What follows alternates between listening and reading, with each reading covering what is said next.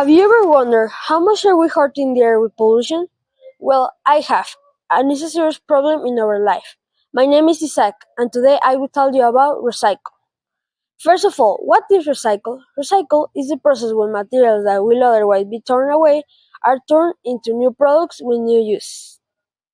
Did you know that, according to Sarmanat, each person generates approximately half kilo of garbage per day? Numbers say we generate 40 million tons of garbage per year, and only 60% of the total garbage is deposited in landfills, and the other half corresponds to aluminum, paper, cardboard, plastic, etc. Now, let me tell you a little of water contamination. First, we need to remember some facts. The air is made of 70% water, but only 2.5% of the total water is fresh water. But not only that, 90% of the total fresh water is used for agriculture. Why is important? Well, imagine this. Kids are made of 65% of water, and adults of 75%. Otherwise, we can survive only a few days with no water. Global heat is another consequence of pollution, and it affects water by the increase of CO2 heat emissions, making the water hot and decreasing its oxygen level. Now I invite you to do these tips for recycling. Use recycled paper, use biodegradable plates and glasses, use plastic containers and give them other uses, etc. Plastic takes too many years to degrade, so it's important to reduce its impact by limiting its consumption and recycling it. Aluminum can be recycled an unlimited number of times. The same happens with glass, and they both uh, pass through a melting process. There are three forms of recycle: the primary, that turns material into products; the secondary, that transforms discarded products into other products although they are made with the same material; and tertiary, that chemically decomposes materials and transform them into something very different.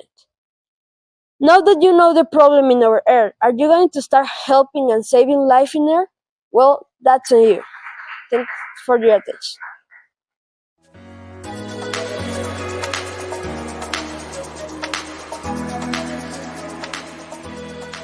According to the BBC World Service, from the 7.6 billion of people, 2.2 had helped strangers, 1.4 had made a monetary donation, and 1 billion had volunteered. Hi, my name is Barbara Berlanga from Villa Educativa de Santillo, and I'm going to talk to you about being generous. In the next minutes, I'm going to talk about being generous helps to our world, why it's important to being generous, what do you get by being generous.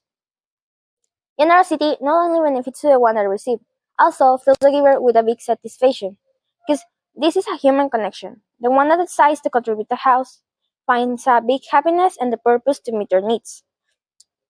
This virtuous circle of giving is completed by fostering communities involved in common issues, united and collaborative, because this is a multiplier process. By setting an example for you and your family, you invite others to join and multiply the good effect for the world. This is important because if you are generous, you can reduce anxiety, depression, and make you more happy, according to the ONG studies. The one that decides to contribute to cause finds a big happiness, and the one that receives person or social cause knows that they have done their purpose. We're all in process. For some people, being generous is easy with time or money. For others, it costs us a little more. Because the important thing in the life is not where you are, it's where you are going. Generosity didn't mean to share material things. It means to share your things from your heart. Because and also you can share feelings, good experiences, and knowledge. Finally, I will tell you 6 things that generous people receive. It helps you to be more generous, invite others to be generous too, um, detach you from things, finds you to find a purpose, and Put your problems in the right place.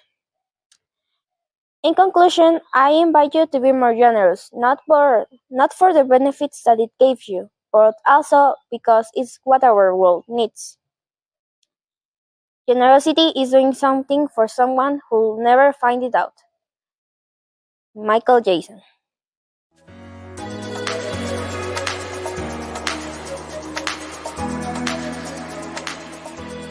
Have you ever wondered why most of kids don't like to go to the school? My name is Regina Neira Martinez from Villa Educativa de Saltillo, and today I'm going to tell you why and how can we change education for children with different formats in the classroom. One of our kids don't like to go to the school according to the webpage of UNICEF, and you will ask, why? Well, because they get boring classes. School not always offers the motivation and encouragement that little one needs. Another difficulty in school is that they don't solve problems. This not only need to be a student responsibility. Sometimes teachers need to do something different. There's not need to be social problems, like I have said. Students get bored in classes. Many of times it is not the subject, it's the way of teaching, because it never changes. It's the same and the same in all the classes. And who will then get bored of this?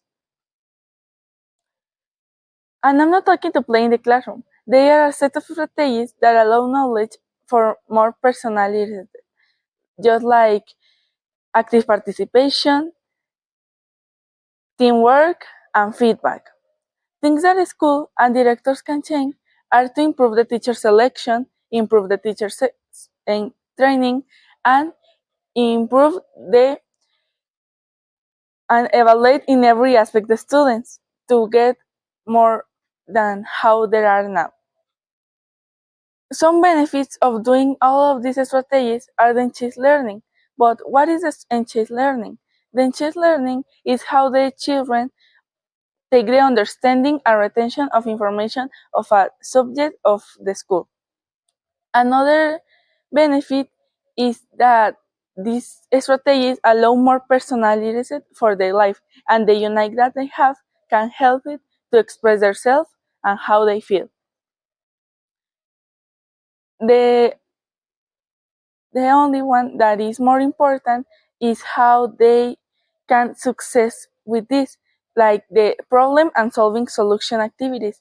These activities can help the kids to their day to day and see how is life in the real or in another perspective. In, with the objectives, with all of this I have said, are to improve the enhanced learning, the retention of information, and the understanding in students.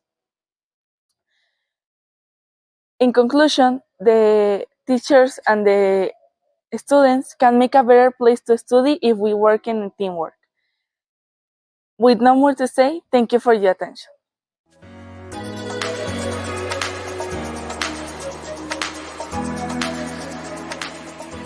Do you know there are many animals that need our help? There are over 1 million animals that get lost per year. An animal shelter is a facility that serves as a shelter for homeless, lost, or abandoned animals, mostly dogs and cats. However, there are also wild animals in port, exotic or large animals, such as horses, elephants, and snakes.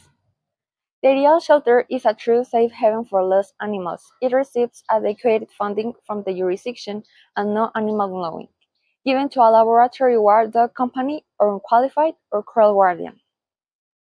There are many things that happen to the animals after they arrive at a shelter that increase their chance of getting a permanent home. There are also rescue shelters. What is a rescue shelter? A rescue shelter is a refuge, a retreat, or a sanctuary where injured animals are taken now. What happened to the animals that arrive at the shelter? Well, the police of each shelter regarding the number of holding days for the animal, that in, of the animal, and other important things can depend on local laws. There are also public and private shelters, but they are all non-profit organizations. Shelters take certain steps after they accept an animal. Identification. Shelter workers or volunteers will try to look for a tag or a Microchip. If an animal can be identified, it must be held for a certain amount of time before become the property of the shelter. If an animal can be identified, shelter workers will try to contact their owner. Health examination. After an animal gets admitted to a shelter, they must be examined by a vet. This to determine the health of the animal. Vaccination. Animals must be vaccinated to decrease the infections and disease. Most of the shelters do this before putting the animals up for an adoption. Animals must be groomed and bathed. This to look as presentable as they can for the adopters. Behavioral assessments. Many animals that arrive at a shelter often come with behavioral problems. These animals are often scared and have a serious temperament issues. Foster care. Animals that spend a serious period of time in foster care have better chance of getting adopted later. Adoption. The last thing that happens to an animal is hopefully adoption. Unfortunately, that is not always the results, and many animals end up being enthusiastic because they were looking for holding space and a home. Some shelters have a limited space for certain animals. Now, I'm going to tell you some care tips for your animal. You need to shower them, feed them with nutritious, correctly, and healthy food, take them to the veterinarian, shower them, and be watching them all the day. In conclusion, animal shelters are good, but you need to take a lot of care for your little animal because they can finish with a bad person or in a bad place.